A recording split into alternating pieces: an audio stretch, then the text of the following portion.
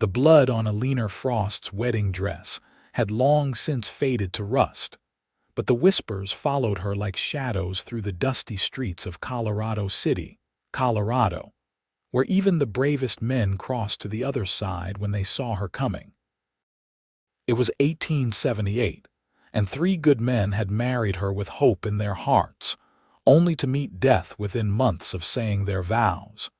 And now the whole territory spoke her name with a mixture of pity and fear, as if tragedy clung to her skin like perfume. Eleanor stood at the window of the boarding house where she had taken a room after the third funeral, watching the afternoon sun paint the Rocky Mountains gold in the distance. She was 24 years old, and she felt ancient. Her reflection in the glass showed a woman with auburn hair pulled back severely from a face that might have been beautiful if not for the hollow shadows beneath her green eyes. She had stopped wearing black 3 months ago, not out of disrespect, but because she could not bear to look like a permanent mourning dove. The first husband, Thomas, had been thrown from his horse 2 weeks after their wedding, his neck broken on the rocky ground. The second, William, had contracted pneumonia during an early winter storm and died gasping for air in their bed. The third, James, had been shot in a saloon fight that had nothing to do with him, a stray bullet finding his heart while he was simply ordering a drink. 3 different deaths, 3 different circumstances, but the town had found the common thread: Eleanor Frost. She turned from the window as Mrs. Patterson, the boarding house keeper, knocked softly on the door. The older woman entered with a tray of bread and soup, her eyes kind but wary. "You need to eat something, dear," Mrs. Patterson said, setting the tray on the small table. "You have been up here for 2 days." "I know what they are saying," Eleanor replied quietly. "I can hear them when I go out. Cursed witch, black widow." Mrs. Patterson's mouth tightened. "People fear what they cannot understand. 3 deaths is a terrible coincidence, but that is all it is." "Is it?" Eleanor's voice cracked. "Sometimes I wonder if they are right. What if I am cursed? What if anyone who loves me is doomed? That is superstitious nonsense." But even as Mrs. Patterson spoke, she kept her distance, as if tragedy might be contagious. After the woman left, Eleanor forced herself to eat a few bites of bread. She had considered leaving Colorado City, starting over somewhere no one knew her history, but where would she go? She had no family left, no money beyond what she earned doing laundry and mending for the townspeople who were brave enough to employ her. Besides, running felt like admitting guilt for something she had not done, could not have done. The next morning, Eleanor walked to the general store to purchase thread for a mending job. The street was busy with the usual traffic of wagons and horses, miners heading to the claims in the mountains, families going about their business. As she passed, conversation stopped. Women pulled their children closer. Men removed their hats but would not meet her eyes. She was reaching for the door handle when she heard the voice behind her. "Miss Frost, I have been looking for you." Eleanor turned to find Reverend Holbrook standing there, his Bible clutched to his chest like a shield. His face was grave and her stomach sank. "Reverend, I have been praying on this matter," he said, loud enough that people nearby could hear. "I believe it would be best if you left Colorado City. For your own sake and for the sake of others." Heat flooded Eleanor's cheeks. "You are asking me to leave because I have had bad fortune. 3 husbands dead, Miss Frost. The congregation is troubled. People are afraid." He lowered his voice slightly. "I do not believe you are intentionally bringing harm, but perhaps there is something, spiritually, amiss. Distance might break whatever hold has taken root." Eleanor felt the weight of stares from every direction. Her hands trembled, but she forced her voice steady. "I have done nothing wrong. I loved those men and I grieve them. If God is just, He knows my heart." "God's ways are mysterious," the Reverend said, which was no answer at all. She pushed past him into the store, her vision blurred with tears she refused to shed in public. Mr. Brennan, the store owner, served her quickly and without conversation, clearly eager for her to leave. She paid for her thread and walked back out into the harsh sunlight, feeling more alone than she had ever felt in her life.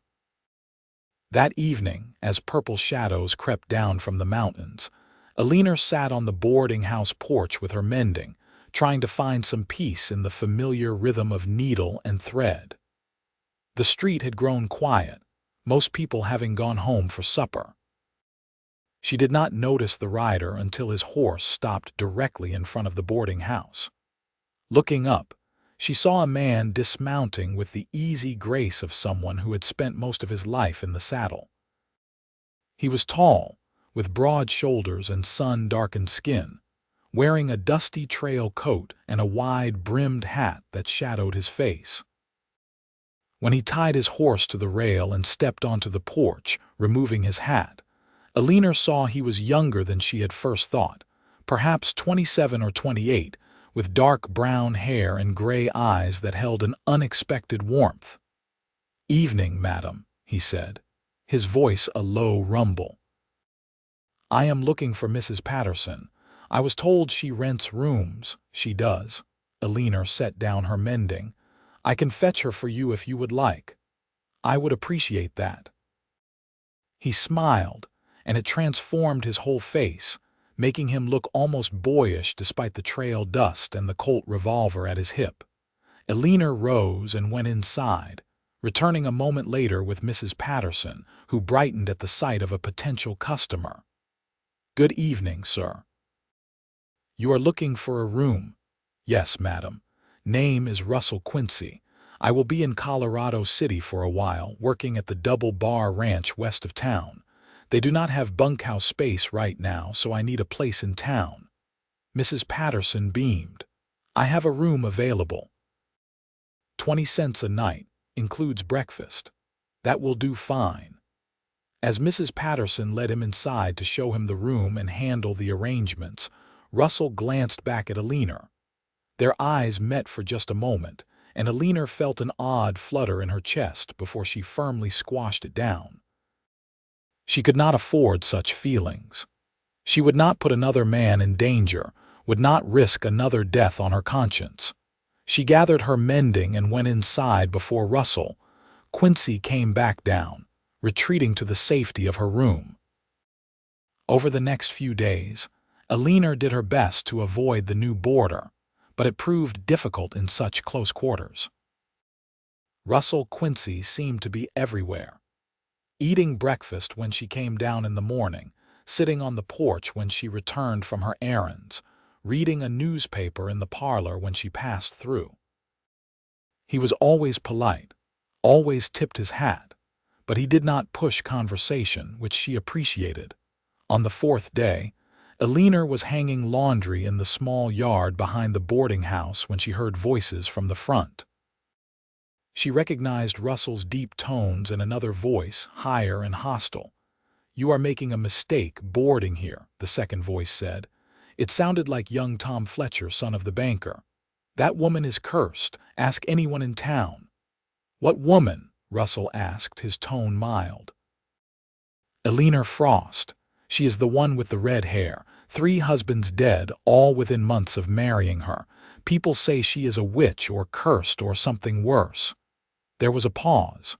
Eleanor stood frozen by the laundry line, a wet sheet clutched in her hands, barely breathing. "That's so," Russell said finally.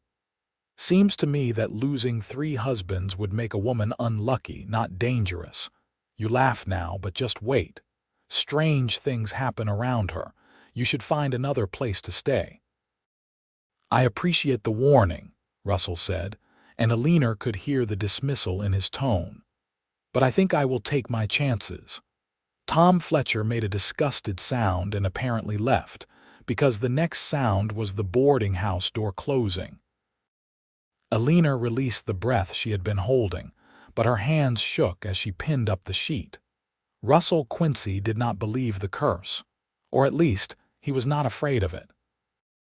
She should have felt relieved, but instead, she felt a sharp pang of something that might have been hope, and that terrified her more than any curse.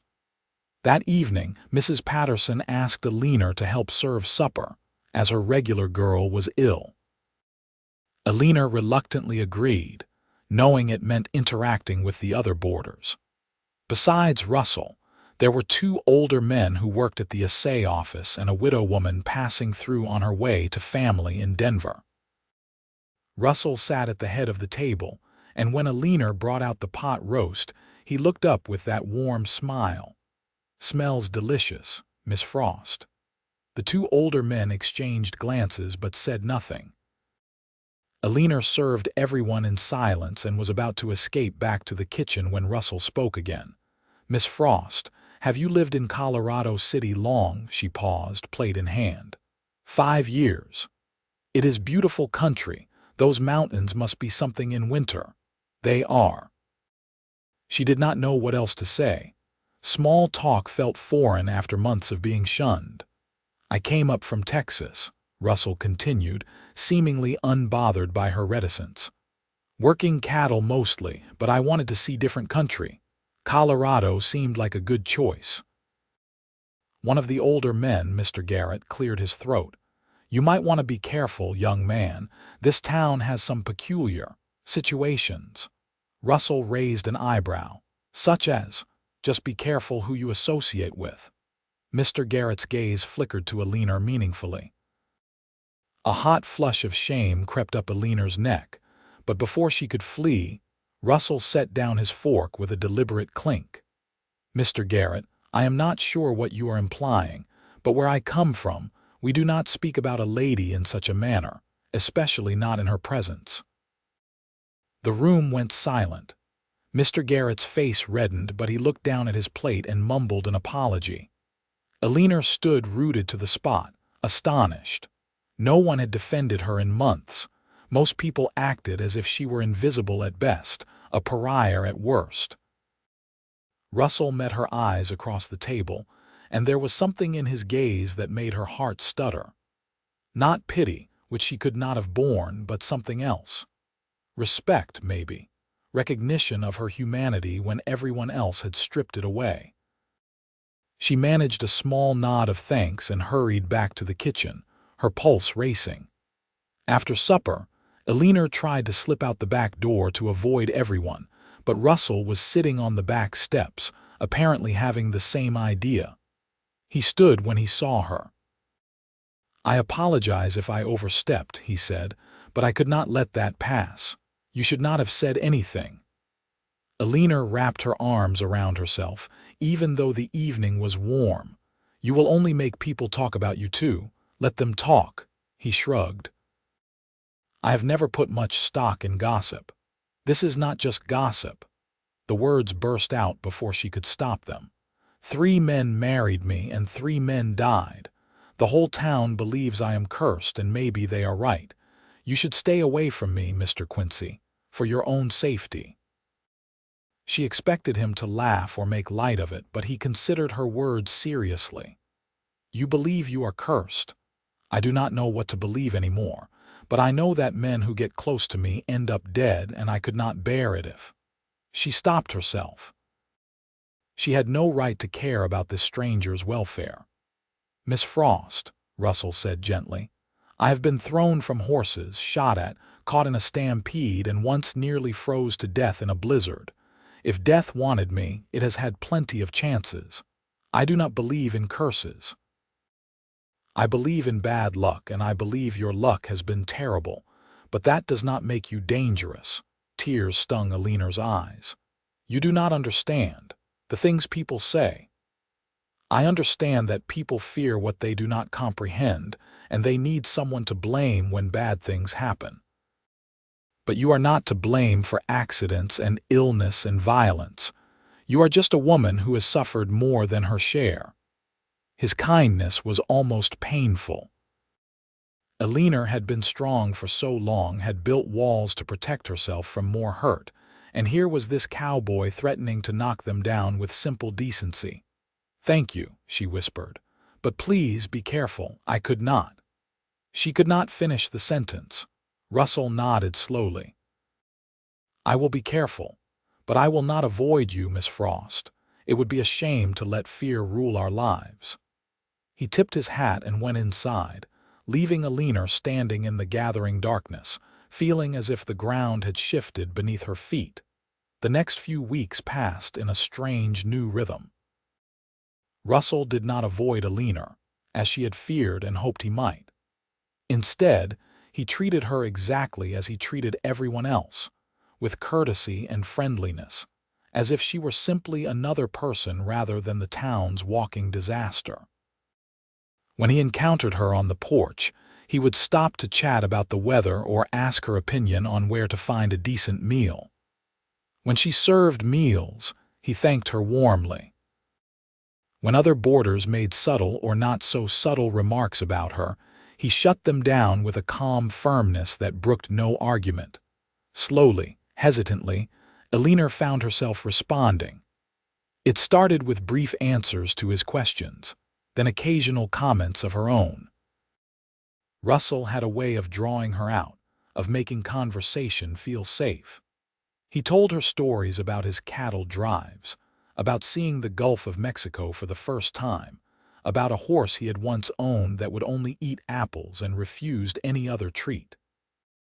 In turn, Eleanor found herself sharing small pieces of her own history, how she had come to Colorado City with her parents, how they had died of cholera 3 years ago, how she had married Thomas because she was alone and he was kind. She was careful never to mention her late husbands in detail. The pain was still too raw, the guilt too heavy. But Russell never pushed.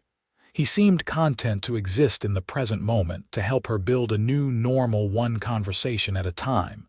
The town, of course, noticed. Eleanor saw the looks when she and Russell happened to walk down the street at the same time, saw the whispered conversations behind hands. Mrs. Patterson pulled her aside one morning, concern written across her face. "Eleanor, dear, I do not want to pry, but people are talking about you and Mr. Quincy." "We are just friendly," Eleanor said quickly. "He is kind to me, that is all." "I know, dear, and I am glad you have found a friend, but you must understand how it looks, after everything that happened." She trailed off delicately. "After my husband's died, you mean?" Eleanor's voice came out sharper than she intended. "I know what people think, Mrs. Patterson. That is why I have not encouraged Mr. Quincy beyond simple politeness. I would not wish my curse on anyone." Mrs. Patterson patted her hand. "I do not believe in curses, child, but I do worry for you, and for him. If you care about that young man, perhaps it would be better to keep more distance." That night, Eleanor lay awake, staring at the ceiling. Mrs. Patterson meant well, but her words had struck deep. The truth was, Eleanor did care about Russell Quincy. Over the past weeks, she had come to look forward to seeing him, to value his steady presence and his refusal to treat her like a pariah. More than that, she felt a pull toward him that she had not felt since her first marriage, a warmth in her chest when he smiled at her, a flutter of nerves when their hands accidentally brushed, and that terrified her. She could not let herself fall for Russell Quincy. She could not put him in danger. Whatever connected her to death, whether curse or coincidence, she could not risk him being the fourth. The next morning, when Russell greeted her at breakfast, Eleanor gave him only a brief nod and hurried away. When he tried to engage her in conversation on the porch that evening, she excused herself quickly. She saw the confusion in his eyes, then the hurt, but she steeled herself against it. Better he feel hurt now than end up dead later. For 3 days, Eleanor maintained her distance. Russell stopped trying to talk to her, though she sometimes caught him watching her with a puzzled, concerned expression. She told herself it was for the best, even as her chest ached with loneliness. On the 4th day, Eleanor was returning from delivering mending to one of her clients when she saw a commotion near the saloon. A crowd had gathered, and she heard angry voices. Curious despite herself, she moved closer and saw Russell standing in the middle of a circle of men, facing down a burly cowboy she recognized as Mac Sullivan, known for his temper and his fists. "I do not want trouble," Russell was saying, his hands held loosely at his sides, away from his gun. "You called me a liar," Mac snarled. His face was red with anger or drink or both. "I said you were mistaken. There is a difference. You saying I do not know what I saw, you saying I am stupid," Eleanor's heart hammered. She pushed through the crowd, not thinking, just knowing she had to stop this before it escalated. Before someone got hurt. Before Russell got hurt. "Stop," she called out. Both men turned to look at her. The crowd went quiet, Mac's face twisted into something ugly. "Well, well, the cursed widow. Come to watch your next victim die, have you?" Russell's expression darkened. "Leave her out of this." "Why? Everyone knows what happens to men around her. Maybe I am doing you a favor, putting you down before she can curse you too." "That is enough," Russell said, and there was steel in his voice now. But Mac was too drunk or too angry to hear the warning. He reached for his gun, and everything happened at once. Russell's hand flashed to his own Colt, clearing leather faster than Eleanor could follow. A shot rang out, deafening in the close space. Mac staggered backward, his gun falling unfired from his hand, blood blooming on his shoulder. "Anyone else?" Russell asked the crowd, his gun still trained on Mac, who had collapsed to his knees. The men backed away. Someone ran for the doctor. Russell slowly holstered his weapon and turned to Eleanor, who stood frozen, her ears ringing from the gunshot. "Are you all right?" he asked. She could not answer. All she could see was the blood. All she could think was that Russell had been in danger, had nearly been killed, and it was because of her. The curse was real. It had to be real. She turned and ran. She did not stop until she reached her room at the boarding house, where she locked the door and sank to the floor, shaking uncontrollably. It did not matter that Mac had drawn first, did not matter that Russell was the one who had been threatened. What mattered was that Russell had been in danger, and it was connected to her, to defending her. The curse was going to kill him, just like it had killed the others. An hour later there was a knock on her door. Eleanor ignored it. The knock came again, more insistent. "Miss Frost, I know you are in there. Please, I just want to make sure you are well." Russell's voice. Eleanor pressed her hands over her mouth to keep from answering. Eleanor. He had never used her first name before. Something in the way he said it, gentle and worried, made tears spill down her cheeks. "Please talk to me." "Go away," she finally managed, her voice hoarse. "Just leave me alone." There was a long pause. Then, "I am not going anywhere. I will wait out here all night if I have to." Eleanor believed him. With a shuddering breath, she stood and unlocked the door, opening it just a crack. Russell stood in the hallway, his hat in his hands, his face creased with concern. "Are you hurt?" he asked. She shook her head. "Then why did you run?" "Because," she said, her voice breaking, "you nearly died. Because of me. Do you not see? Mac would not have drawn on you if not for me. The curse." "There is no curse," Russell said firmly. "Mac Sullivan has been looking for a fight since he came to Colorado City. He drew on me because he was drunk and angry, not because of you. You defended me. That is what made him angrier. And I would do it again." Russell's gray eyes were intense. "Eleanor, listen to me.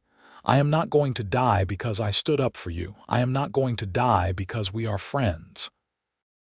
Bad things happened to your husbands, terrible things, but they were not your fault. You do not know that. I do." He took a step closer. "I know you. I have watched you these past weeks. You are kind and strong and brave. You have been through hell and you are still standing.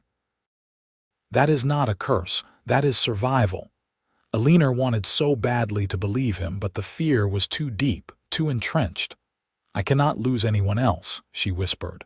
"I cannot carry another death. If you care about me at all, Russell, you will stay away." His jaw tightened.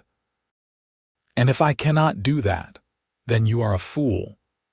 She closed the door before he could respond, before she could weaken. She heard him stand there for a long moment, then his footsteps retreating down the hall. Eleanor cried herself to sleep that night, mourning something that had never even had a chance to begin. The next morning, Eleanor learned that Max Sullivan had survived his wound and would recover.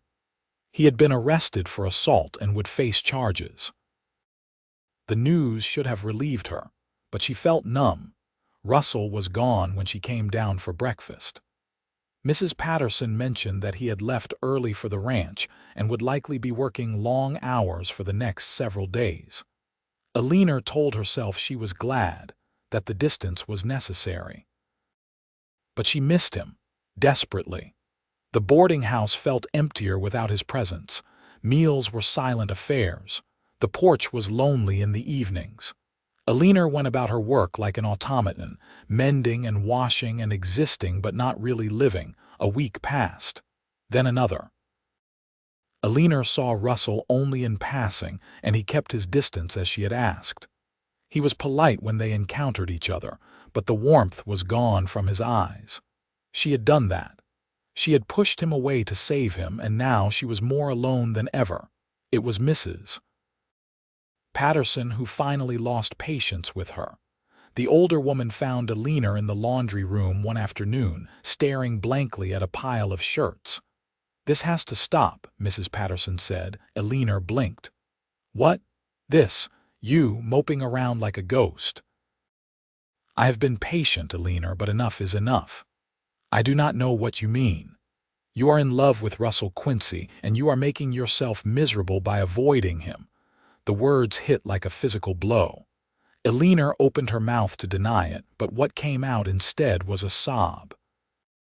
"I cannot," she choked out. "I cannot love him. I will kill him." Mrs. Patterson's expression softened. She pulled Eleanor into her arms, letting the younger woman cry against her shoulder. "Oh, child, you cannot live your life in fear. That is not living at all. But the curse." "There is no curse." Mrs. Patterson pulled back, gripping Eleanor's shoulders. "Listen to me. I have lived in Colorado City for 20 years. I have seen all manner of tragedy. John Pierce was thrown from a horse last year and recovered. Sarah Miller's husband died of pneumonia, and she remarried and is happy. There was a shooting at the saloon just last month, and 2 men were wounded but lived. Bad things happen, Eleanor. They happen to everyone. They just happen to cluster around you, and people made up a story to explain it because humans need stories. But what if you are wrong? What if I do carry some darkness with me? Then Russell Quincy is a grown man who can make his own choices. You do not get to decide for him whether he wants to take that risk. That is his decision, not yours." Eleanor wiped her eyes. "He has already decided. He told me there is no curse." "Then believe him. Or at the very least, give him the courtesy of an honest conversation. Tell him how you feel. Let him tell you how he feels. Whatever happens after that, at least you will have been honest." Eleanor wanted to argue, to list all the reasons why this was still a terrible idea, but she was so tired of being afraid, so tired of being alone. And the truth was, she did love Russell Quincy. She loved his kindness and his strength, his easy laughter and his steady presence. She loved the way he looked at her like she was a person worth knowing, worth defending. "I do not know if I am brave enough," she admitted. Mrs. Patterson smiled. "You are one of the bravest people I know. You just need to remember that." That evening, Eleanor sat on the porch, waiting. Russell usually came back from the ranch around sunset, and she was determined to speak with him. Her heart hammered with nerves, but she forced herself to stay put. The sun was painting the sky orange and pink when she finally saw him riding up the street. He dismounted in front of the boarding house, tied his horse, and started up the steps. When he saw her, he paused. "Evening, Miss Frost." The formality stung, but she deserved it. "Russell." "Could I speak with you?" He hesitated, then nodded. "Of course." He sat in the chair across from her, keeping a careful distance. Eleanor twisted her hands in her lap, trying to find the words. "I owe you an apology," she began. "I have been unfair to you. You have been nothing but kind, and I repaid that by pushing you away." "You were afraid," Russell said quietly. "I understand that." "I am still afraid," Eleanor admitted. "But I have been thinking about what you said, about not letting fear rule my life. And you were right. I have been so focused on protecting others from my supposed curse that I have forgotten how to live." Russell leaned forward, his eyes searching her face. "What are you saying, Eleanor?" She took a shaky breath. "I am saying that I do not want to push you away anymore. I do not know if there is a curse. I do not know if being close to me is dangerous. But I know that I care about you, and I am tired of pretending I do not." Something shifted in Russell's expression. The careful distance melted away, replaced by hope and warmth. "You care about me?" "Yes." The word came out barely above a whisper. "Eleanor, I have been trying to give you space, trying to respect your wishes. But the truth is, I have not been able to stop thinking about you. From the first day I met you, I was drawn to you. Your strength, your grace in the face of such cruelty from this town. You are the most remarkable woman I have ever met." Eleanor's breath caught. "Russell." He moved to kneel beside her chair, taking her hand in his. "I do not believe in your curse. But even if I did, even if there were some genuine danger, I would still want to be near you. You are worth any risk." Tears slipped down Eleanor's cheeks, but these were different tears. Not tears of fear or grief, but of relief and overwhelming emotion. "I am afraid," she confessed. "I am so afraid of losing you." "I know." Russell reached up to gently wipe away her tears. "But you cannot predict the future, Eleanor. None of us can. All we have is right now, this moment. And I would rather spend my moments with you, whatever time we are given, than waste them apart out of fear. What if something happens to you? Then something happens. But I would rather live fully and risk loss than hide from life and lose nothing because I had nothing to begin with." His words resonated deep in Eleanor's chest. She had been hiding, she realized. Hiding from life, from connection, from the possibility of love because she was so terrified of more loss. But in protecting herself, she had been slowly dying anyway, just in a different way. "I do not know how to do this," she said. "I do not know how to let someone in again." "We will figure it out together." Russell squeezed her hand. "One day at a time, one moment at a time." Eleanor looked into his gray eyes and saw nothing but sincerity and warmth. Slowly, hesitantly, she nodded. "One day at a time," she repeated. Russell smiled, that beautiful smile that transformed his whole face. And Eleanor felt something inside her chest crack open, letting in light for the first time in months. They sat together on the porch as the sun sank below the mountains, hands clasped, saying little but feeling much. It was a beginning, small and uncertain, but it was real. That night, Eleanor slept better than she had in a year. Over the following weeks, Eleanor and Russell navigated their new relationship with cautious optimism. They spent evenings together on the porch, talking about everything and nothing.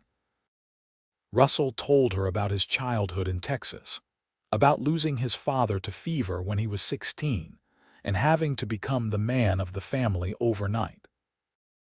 Eleanor shared memories of her parents, of her first marriage to Thomas, and how gentle he had been, how his death had shattered her but not as completely as the subsequent losses. "After Thomas, I thought the grief would destroy me," Eleanor said one evening, watching the stars emerge in the darkening sky. "But then I met William, and he helped me remember how to smile again. When he died, it was worse because I had let myself hope, and James." She trailed off. "You do not have to talk about it if it hurts too much," Russell said gently. "No, I want to." Eleanor took a breath. James was a friend first. I told him about the rumors, about the curse, and he laughed. He said superstition was for fools. We married quietly, trying to avoid attention, but it did not matter. 2 months later, he was dead, and I knew I could never put anyone else through that risk. Until now, Russell said, until you refused to listen to reason. But there was no heat in her words, only fondness. Russell grinned. I have always been stubborn. Their relationship deepened gradually. Russell brought her wildflowers from the ranch. Eleanor mended his torn shirt with careful stitches. They took walks together on Sunday afternoons, braving the stares and whispers of the town. Some people continued to look at Eleanor with suspicion, but others began to soften. Mrs. Patterson became a vocal supporter, praising Eleanor's work and character to anyone who would listen. A few of the other women in town, perhaps emboldened by Russell's obvious devotion, began to offer tentative smiles, but not everyone approved. Reverend Holbrook stopped Russell outside the church one Sunday, his face grave. "Mr. Quincy, I must speak with you about Miss Frost." Russell's expression cooled. "What about her? I understand you have been keeping company with her. I feel it is my duty to warn you about the danger you are courting." "The only danger I see is the judgment of people who call themselves Christians but show no charity." The Reverend stiffened. "3 men have died, Mr. Quincy. That is not judgment, that is fact. 3 men died in separate, unrelated incidents. That is also fact. Calling it a curse is judgment. You are risking your immortal soul, consorting with a woman marked by darkness." Russell stepped closer, and though he did not raise his voice, there was unmistakable steel in it. "Reverend, I respect your position, but I do not respect your words. Eleanor Frost is a good woman who has suffered tragedy. If your God condemns her for that, then I question your understanding of God. Now, if you will excuse me, I have somewhere to be." He walked away, leaving the Reverend sputtering. Eleanor, who had been waiting nearby and had overheard the exchange, felt her eyes burn with emotion. "You should not make enemies of the church," she said when Russell reached her. "Then the church should not make an enemy of the woman I love." The words hung in the air between them. Russell's eyes widened slightly, as if he had not meant to say it quite like that, quite so soon. Eleanor's heart hammered against her ribs. "You love me," she whispered. Russell's expression softened. "I do. I have for a while now. I was waiting for the right time to say it, but I suppose the Reverend forced my hand." He took both her hands in his. "I love you, Eleanor Frost. I love your strength and your kindness. I love how you keep fighting even when the world has been cruel. I love the way you smile when you think no one is watching. I love you, and I do not care who knows it." Eleanor's vision blurred with tears. "I love you too," she said, the words tumbling out in a rush. "I have been so afraid to say it, so afraid to feel it, but I do. I love you, Russell Quincy." He pulled her into his arms right there on the church steps, holding her close, and Eleanor felt something settle in her soul. This was right. Whatever came next, this moment was right. They were married 2 months later in a quiet ceremony at the boarding house, with Mrs. Patterson and a few hands from the Double Bar Ranch as witnesses. Reverend Holbrook refused to perform the ceremony, so they found a justice of the peace in a neighboring town. Eleanor wore a simple blue dress, not white, and carried a bouquet of mountain wildflowers Russell had picked that morning. As they exchanged vows, Eleanor searched Russell's face for any sign of doubt, any flicker of fear.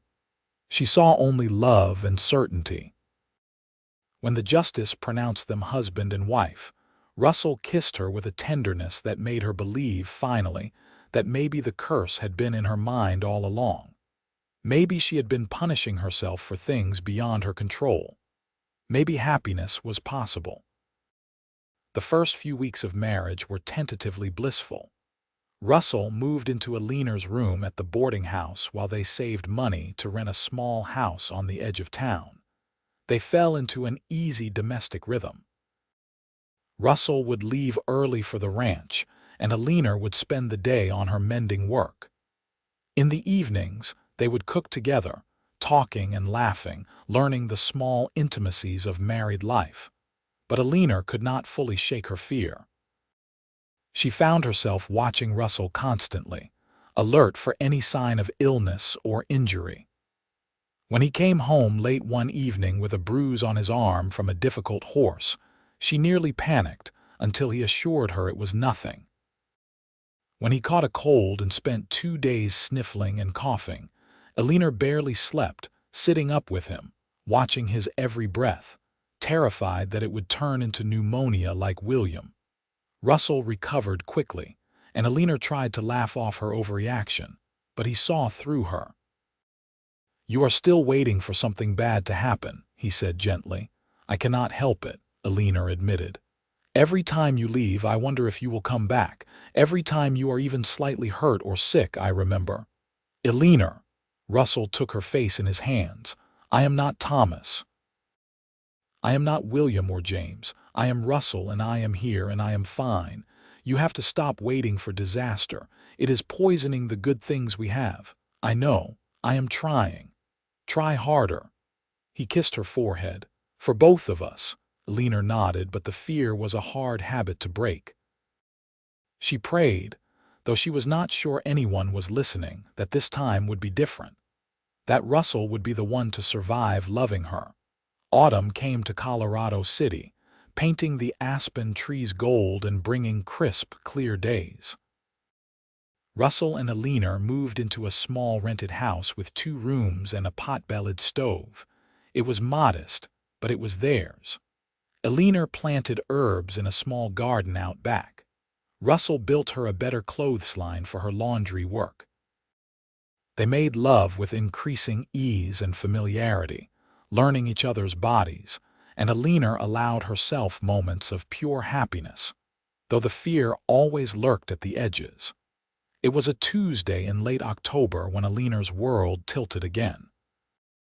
Russell had gone to help move cattle to lower pastures for the winter. He had been gone 3 days, which was not unusual for such work. But when a rider from the Double Bar Ranch came to the house on the 4th morning, Eleanor's heart stopped. "Mrs. Quincy," the young cowboy said, his hat in his hands. "I am supposed to fetch you. There has been an accident." The words echoed in Eleanor's head. "An accident, just like Thomas, just like all the others." "Is he alive?" she managed to ask. "Yes, madam, but he is hurt bad, took a fall in a ravine. We got him back to the ranch house, but the boss thought you should come." Eleanor did not remember the ride to the ranch. She felt disconnected from her body, floating in a nightmare. This was it. The curse was real. She had been a fool to think otherwise. Russell was going to die, just like the others, and it was her fault for loving him, for letting him love her. At the ranch house, the foreman met her at the door, his face grave. "He is in the back room, madam. Doc Harrison is with him." Eleanor rushed through the house to find Russell lying on a bed, his face pale and drawn with pain. The doctor was wrapping his leg in bandages, and there was so much blood Eleanor felt dizzy. "Russell," she gasped, falling to her knees beside the bed. His eyes opened, hazy with pain but focusing on her. "Eleanor, I am all right." "You are not all right. You are bleeding." "What happened?" "Horse spooked," Russell said through gritted teeth. "Went down a slope. I went with him. Broke my leg, tore up my side pretty good on the rocks." The doctor looked up. "He is lucky. Could have been much worse. The leg is broken in 2 places and he has some deep cuts, but if infection does not set in, he should heal up fine. If infection does not set in." Eleanor felt cold all over. That was how it would happen. Not the fall itself, but the infection. Just like William, who had caught a simple cold that turned deadly. "I will take care of him," she said, her voice shaking. "Tell me what to do." The doctor gave her instructions for cleaning the wounds, changing bandages, watching for signs of fever. Russell was given laudanum for the pain and fell into a restless sleep. The ranch foreman arranged for a wagon to take them back to town the next day. That night, Eleanor sat beside Russell's bed, watching him breathe. Every time he shifted or moaned in his sleep, her heart clenched. This was her fault. She had known better than to let someone love her, and now Russell was going to pay the price. By morning, Russell had developed a fever. Eleanor tried to stay calm, tried to follow the doctor's instructions, but terror clawed at her chest. The trip back to town in the wagon was agonizing. Every bump made Russell cry out in pain. By the time they got him into bed at home, his skin was burning hot. Dr. Harrison came twice a day to check on him. The fever climbed higher. Russell drifted in and out of consciousness, sometimes lucid, sometimes delirious. Eleanor barely left his side. She changed his bandages with shaking hands, sponged his forehead with cool water, forced broth between his lips when he could swallow. On the third night, the fever peaked. Russell thrashed in the bed, calling out names Eleanor did not recognize. She held him down, tears streaming down her face, begging him not to leave her. "Please," she sobbed. "Please, Russell, you said you would break the curse. You said you were not afraid. You cannot leave me, please." Mrs. Patterson found her like that in the early morning hours, collapsed beside the bed, still clutching Russell's hand. The older woman gently pulled her away. "You need to rest, child. You will make yourself sick." "I cannot leave him. You cannot help him if you collapse. Come just for an hour." "Lie down." Reluctantly, Eleanor let herself be led to the other room. She lay down, intending to rest for only a few minutes, but exhaustion claimed her, and she fell into a deep, dreamless sleep. She woke to the sound of voices. Disoriented, Eleanor sat up and hurried back to the bedroom, terrified of what she would find. Russell was sitting up in bed, propped against pillows, his face still pale but his eyes clear. Dr. Harrison was listening to his chest with a stethoscope. "The fever broke," the doctor said, looking up with a smile. "Sometime this morning. He is going to be fine, Mrs. Quincy." Eleanor stood frozen in the doorway, unable to process the words. Russell turned his head and saw her. "Eleanor," he said, his voice weak but steady, "come here." She stumbled forward, falling to her knees beside the bed, taking his hand. It was still warm, but not with fever, just normal human warmth. "You are alive," she whispered. "I am alive." Russell squeezed her hand. "Told you I was not going anywhere." Eleanor burst into tears, pressing her face against his hand. Russell stroked her hair with his free hand, murmuring reassurances. The doctor quietly left, giving them privacy. "I thought I had lost you," Eleanor choked out. "I thought the curse—" "There is no curse," Russell said firmly. "I got hurt. I got sick. But I am healing. People survive these things, Eleanor. It happens all the time. I am just a man who got lucky and had a stubborn wife who would not let death take me." Eleanor looked up at him, seeing the truth in his eyes. He had been gravely injured and desperately ill, and he had survived. The curse, if it had ever existed, had not claimed him. "You broke it," she whispered. "You really broke it." Russell smiled. "Or maybe there was never anything to break. Maybe you just needed to see that life can go on, that love does not always end in tragedy." Eleanor climbed carefully onto the bed beside him, mindful of his injuries, and lay her head on his shoulder. Russell wrapped his arm around her, and they stayed like that for a long time, just breathing together. Russell's recovery was slow but steady. The broken leg kept him bedridden for weeks, but he bore it with good humor, joking that at least he got to spend more time with his wife. Eleanor doted on him, still nervous but gradually allowing herself to believe that he would truly be all right. The wounds healed cleanly. The fever did not return. The leg began to mend. By Christmas, Russell was walking with a cane, and by spring he had returned to work at the ranch, though he moved more carefully than before and carried a slight limp that would never fully go away. The town's attitude toward Eleanor shifted perceptibly.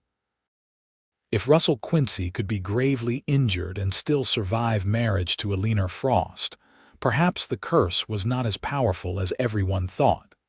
Or perhaps, as more people began to quietly acknowledge, there had never been a curse at all. Just a string of terrible coincidences that had ruined a young woman's reputation. Women who had crossed the street to avoid Eleanor began nodding to her in passing. Men tipped their hats. Even Reverend Holbrook, when he encountered them after church one Sunday, offered a stiff but sincere apology for his harsh words. "I spoke out of fear and superstition," he said. "That was unworthy of my calling. I am glad to see you both well." Eleanor accepted his apology with grace, though she and Russell never returned to his church. There were limits to forgiveness. Life settled into a comfortable pattern. Russell's injury had left him unable to do the hardest ranch work, so the owner offered him a position as a livestock manager, overseeing the herds rather than riding with them. The pay was better, and it meant Russell could come home every evening. Eleanor continued her mending work, but also began helping Mrs. Patterson at the boarding house, earning extra money and enjoying the companionship. On their first wedding anniversary, Russell took Eleanor on a picnic up into the mountains. They found a meadow carpeted with wildflowers, with a view of the valley spread out below. As they sat together on a blanket, eating sandwiches and watching clouds drift across the sky, Eleanor felt a peace she had never thought possible. "I have something to tell you," she said. Russell looked at her, his expression curious. "What is it?" "I am with child." For a moment Russell just stared. Then his face broke into the biggest smile Eleanor had ever seen. He pulled her into his arms, laughing with joy. "A baby. We are going to have a baby. We are." Eleanor laughed too, caught up in his happiness. "I am about 3 months along. I wanted to be sure before I told you. This is the best news." Russell kissed her soundly. "The absolute best. Are you happy?" "I am terrified," Eleanor admitted, "but yes, I am happy." "Why terrified?" "Because what if something goes wrong? What if I am not a good mother? What if—" "Stop." Russell cupped her face in his hands. "We will figure it out together, just like we have figured out everything else. You are going to be a wonderful mother, and our child is going to be lucky to have you." Eleanor leaned into his touch, letting his certainty bolster her own wavering courage. They had survived so much already. Surely they could survive this too. The pregnancy was easier than Eleanor had feared. She felt tired and occasionally nauseous in the early months, but as her belly grew, she felt strong and healthy. Russell hovered over her constantly, insisting she not lift heavy things, making sure she ate well, reading to her in the evenings from whatever book or newspaper he could find. In the winter of 1880, on a cold February night when snow fell softly outside their windows, Eleanor gave birth to a son. The labor was long and painful, but when the midwife placed the squalling, red-faced baby in her arms, Eleanor felt a surge of love so powerful it took her breath away.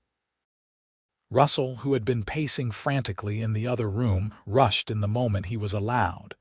He stared down at the baby with wonder written all over his face. "He is perfect," Russell whispered. "Look at him. He is perfect. What should we name him?" Eleanor asked, stroking the baby's downy hair. Russell thought for a moment. "Matthew, after my father, Matthew Quincy." Eleanor smiled. "I like it." They named him Matthew Russell Quincy, and he became the center of their world. Russell proved to be a devoted father, rising in the night to walk with the baby when he cried, changing diapers without complaint, singing ridiculous songs that made Eleanor laugh. Eleanor discovered that motherhood suited her. She loved the weight of the baby in her arms, the sweet milk and soap smell of him, the way his tiny hand would curl around her finger. As Matthew grew from infant to toddler, Eleanor's old fears continued to fade. She had a husband she loved who loved her in return. She had a healthy, happy child. She had rebuilt her life from ashes, and it was good. Russell's limp meant he could not do some things he once had, but he did not seem to mind. "I would break my leg 100 times," he told Eleanor once, "if it meant I got to keep this life with you." When Matthew was 2 years old, Eleanor discovered she was pregnant again. This time, she felt only joy, no fear. The curse that had haunted her for so long had been well and truly broken, or perhaps exposed as the fiction it had always been. Their second child, a daughter they named Sarah Grace, was born in the autumn of 1882. She had her mother's auburn hair and her father's gray eyes, and she was spoiled shamelessly by both her parents and her older brother. The years passed in a blur of small moments and quiet happiness. Russell's work as livestock manager went well, and he earned enough that Eleanor could reduce her mending work and focus on the children. They eventually bought a small piece of land outside town and built a house. Nothing fancy but solidly made, with 3 bedrooms and a wide porch.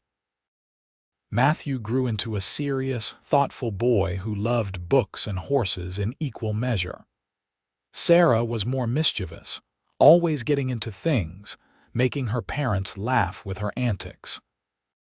Eleanor and Russell attended church socials and town dances, and Eleanor finally felt like she belonged in Colorado City, not as the cursed widow but simply as Mrs. Quincy, wife and mother.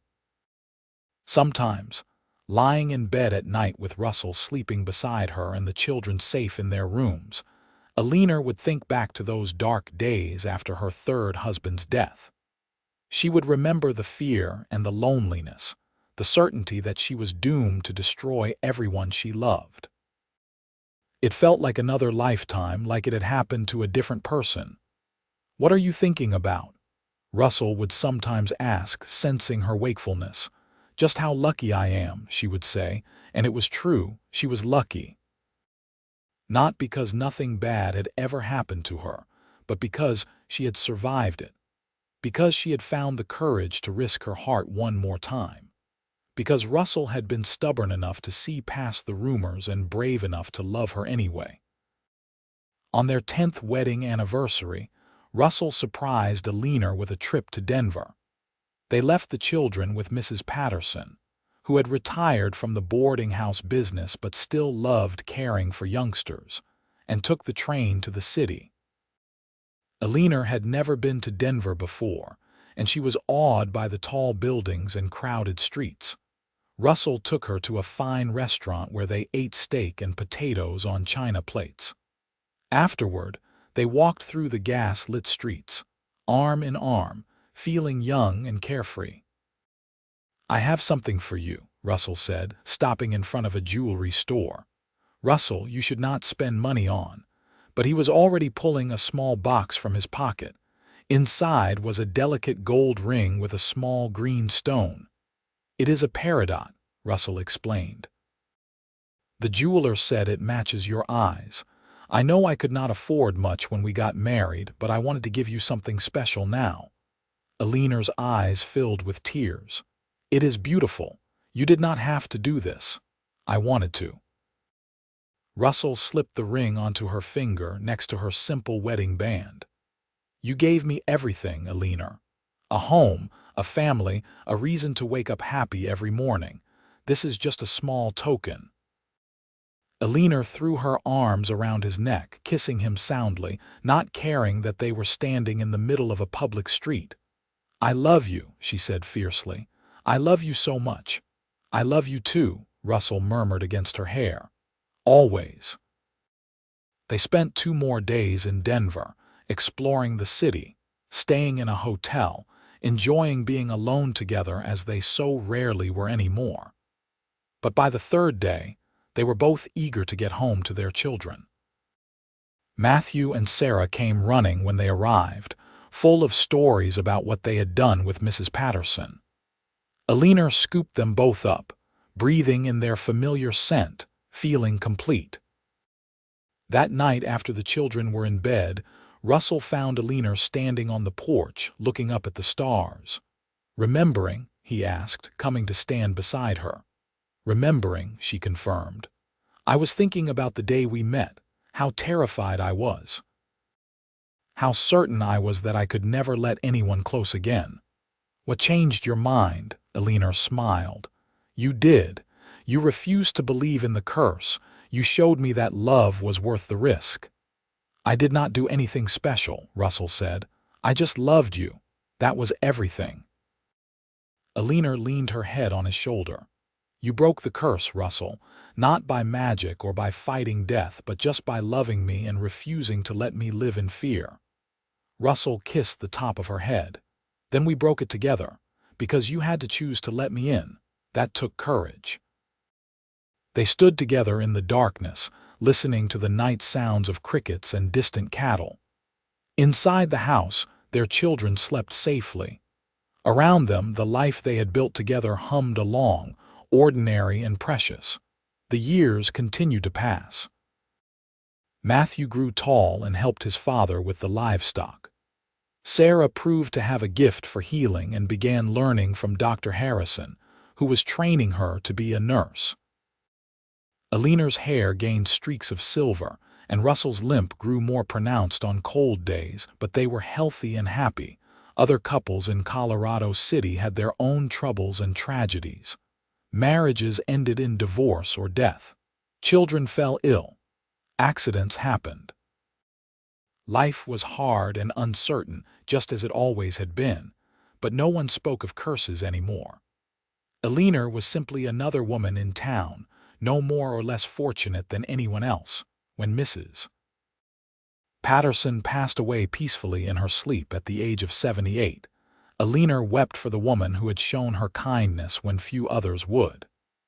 At the funeral, Eleanor told stories about Mrs. Patterson's generosity and wisdom, and she felt grateful for every moment they had shared.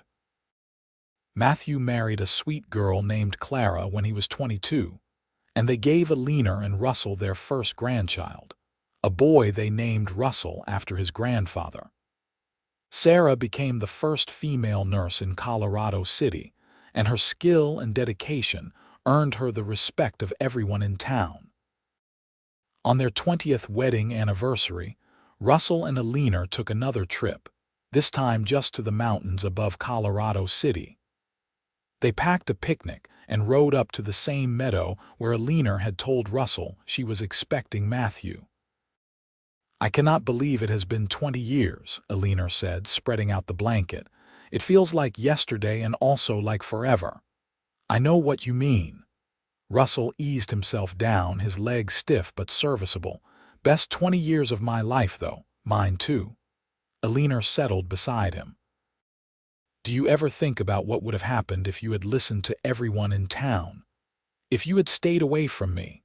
"No," Russell said firmly. "Because I know what would have happened. I would have missed out on the love of my life. I would never have known Matthew or Sarah. I would never have built a home or a family. I would have been poorer in every way that matters. I would have been alone," Eleanor said quietly. "I would have lived my whole life believing I was cursed, afraid to connect with anyone. You saved me from that, Russell." "We saved each other," Russell corrected. "That is what love does. It saves us from our loneliness, our fears, our worst beliefs about ourselves." Eleanor looked at her husband, at the face she knew so well, lined now with age but still handsome to her, still beloved. She thought about the scared, lonely woman she had been, convinced that she carried death with her. She thought about all the moments that had led from there to here.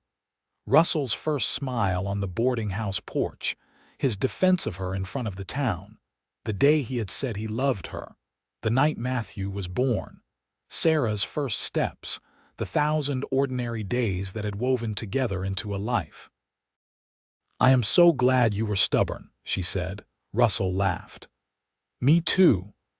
They sat together as the sun crossed the sky, talking about their children and grandchild, making plans for the future, enjoying the perfect summer day. Below them, Colorado City sprawled in its valley, a place that had once felt hostile and now felt like home. When the sun began to dip toward the western mountains, they packed up their picnic and rode slowly back down. At home, they found Sarah waiting with news that another couple in town had just had twin girls. "I helped deliver them," Sarah said excitedly. "They are tiny and perfect." Eleanor smiled, delighted by her daughter's enthusiasm. Life continued its cycle, babies being born, people falling in love, building families. The world turned, and each day brought new joys and new sorrows, but none of it felt like a curse anymore. It just felt like life. That night, Eleanor and Russell lay in bed, hands clasped between them as they had done for 20 years. "You remember what I said to you once?" Russell asked. "About breaking the curse." "I remember everything you said to me," Eleanor replied. "I said I would break it." "But the truth is, there was nothing to break. You were never cursed, Eleanor. You were just a woman who had bad luck and lived in a town full of superstitious fools." "I know that now. But then, I needed someone to believe in me when I could not believe in myself. You did that. You saw past the rumors to the person underneath. That was the real magic." Russell turned on his side to face her. Even in the darkness, she could feel the intensity of his gaze. "I love you, Eleanor Quincy. I have loved you from the moment I saw you sitting on that porch, looking like you carried the weight of the world. I will love you until my last breath." "I love you too," Eleanor whispered. "You gave me back my life. You gave me hope when I thought all hope was gone. You gave me everything." They kissed, a soft, familiar kiss of two people who had weathered storms and come through stronger. Then they settled into sleep, wrapped in each other's arms. The seasons turned. Matthew and Clara had a second child, a daughter. Sarah fell in love with a young doctor who came to work with Dr. Harrison, and they married in a beautiful ceremony in the summer of 1892.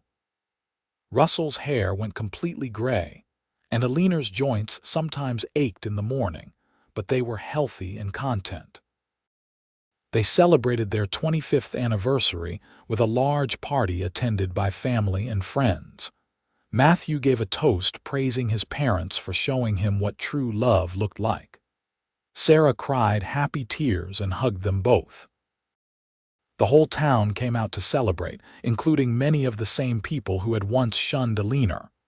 "Things change," Eleanor said to Russell as they danced together slowly in the middle of the crowded room. "People change.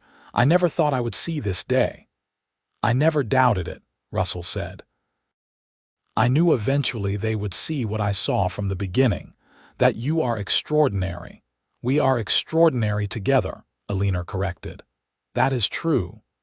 As they danced, Eleanor felt a profound sense of peace. She had lived through terrible tragedy and crushing loneliness. She had been labeled and feared and cast out. But she had also found love and family and belonging. She had learned that curses were only as powerful as you believed them to be, and that sometimes the bravest thing you could do was to open your heart again after it had been broken. The years continued to pass gently.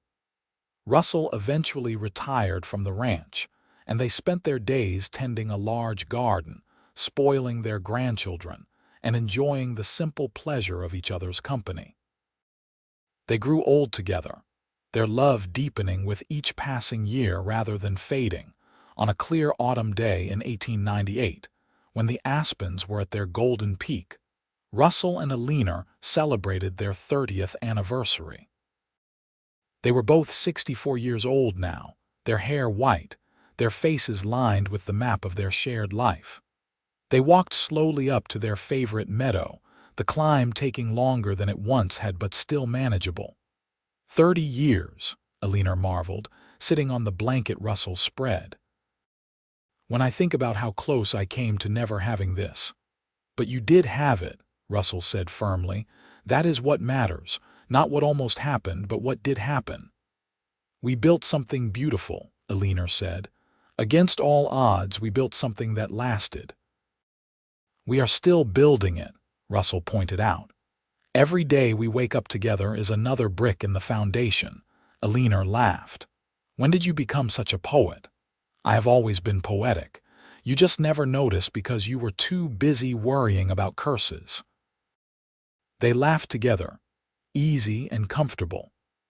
They talked about their grandchildren, about Matthew taking over Russell's old position at the ranch, about Sarah's work establishing a proper hospital in Colorado City.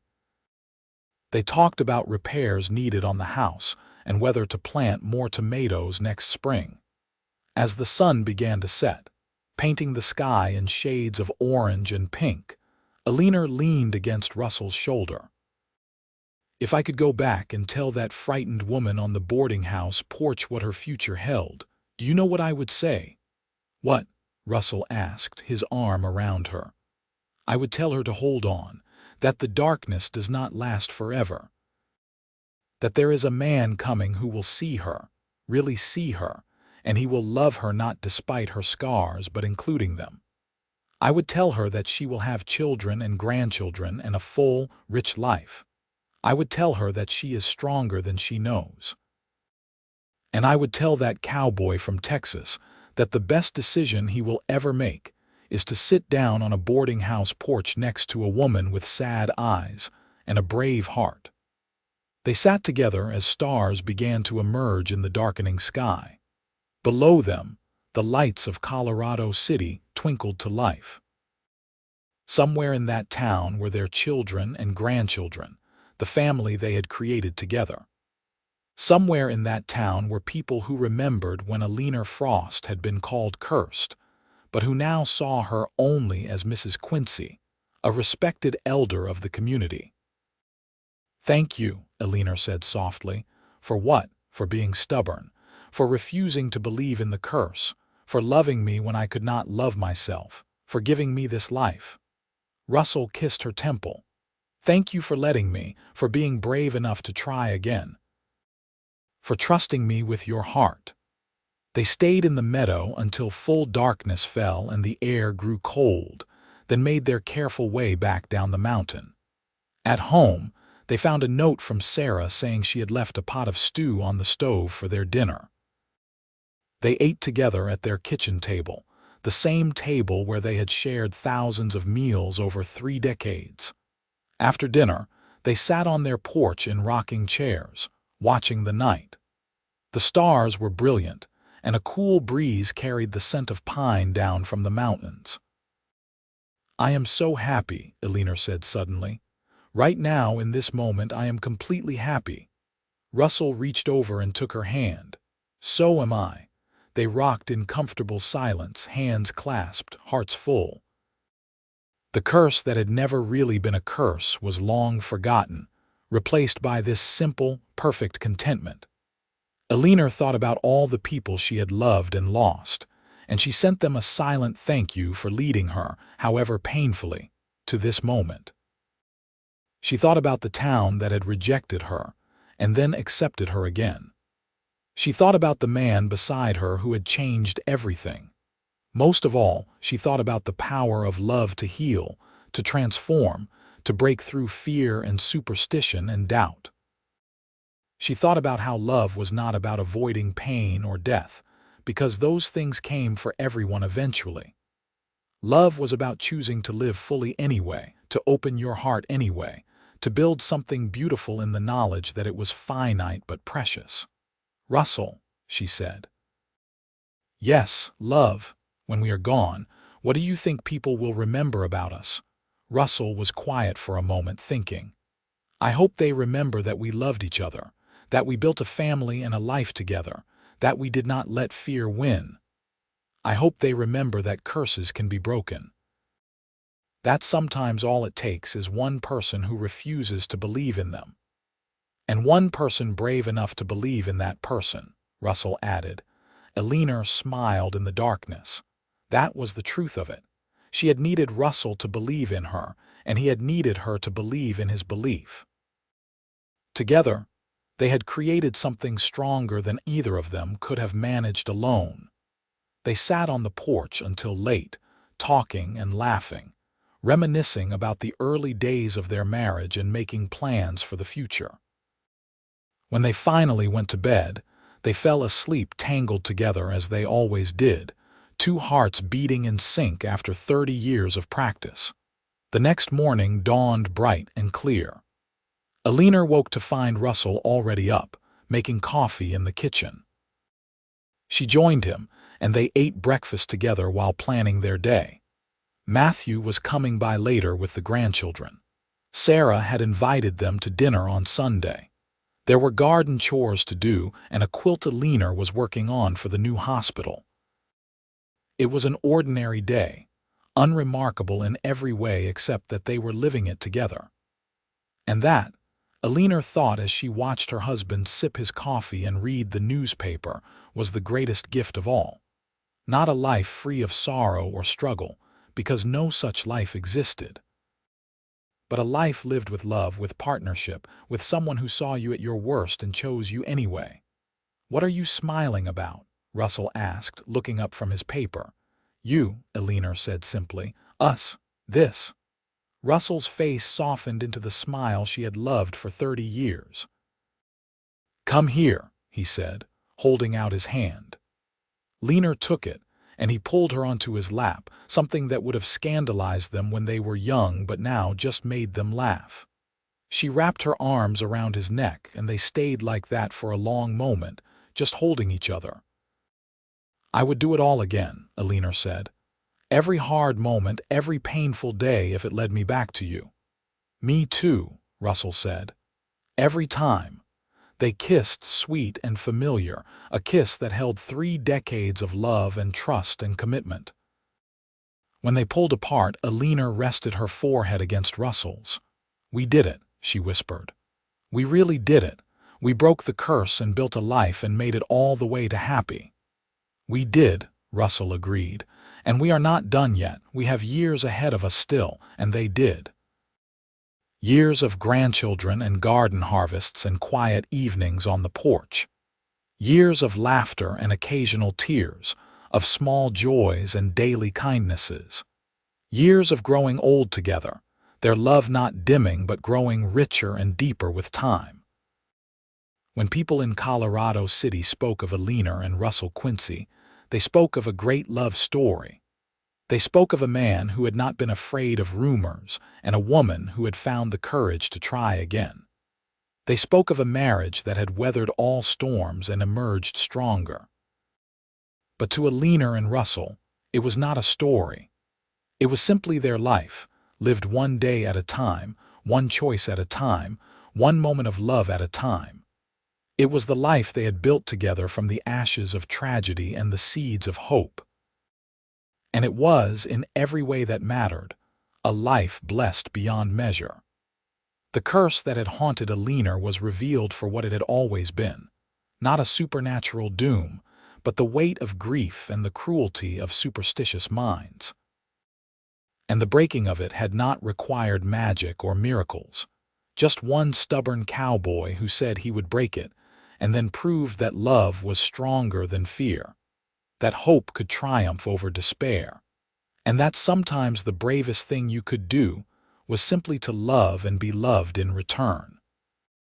In the end, that was the greatest magic of all. Not the absence of sorrow, but the presence of love sufficient to carry you through it. Not a life free of difficulty, but a partner to face it with. Not perfection, but something better. Reality, messy and beautiful and thoroughly, wonderfully human. Eleanor and Russell lived out their days in Colorado City, surrounded by family and community, their love story becoming legend in the town that had once rejected Eleanor as cursed. And when they finally passed, many years later and only months apart, as if one could not bear to exist long without the other, the whole town mourned them. But they also celebrated them, because Eleanor and Russell Quincy had shown everyone what was possible when you refused to let fear dictate your choices, when you believed in love even when the world told you not to, when you chose hope over despair and life over merely existing. Their children and grandchildren carried on their legacy, telling stories of the cowboy who broke a curse with nothing but love and stubbornness, and the woman who found the courage to believe in happiness again. And those stories reminded everyone who heard them that curses could indeed be broken, that love was worth the risk, and that sometimes the greatest act of bravery was simply opening your heart one more time.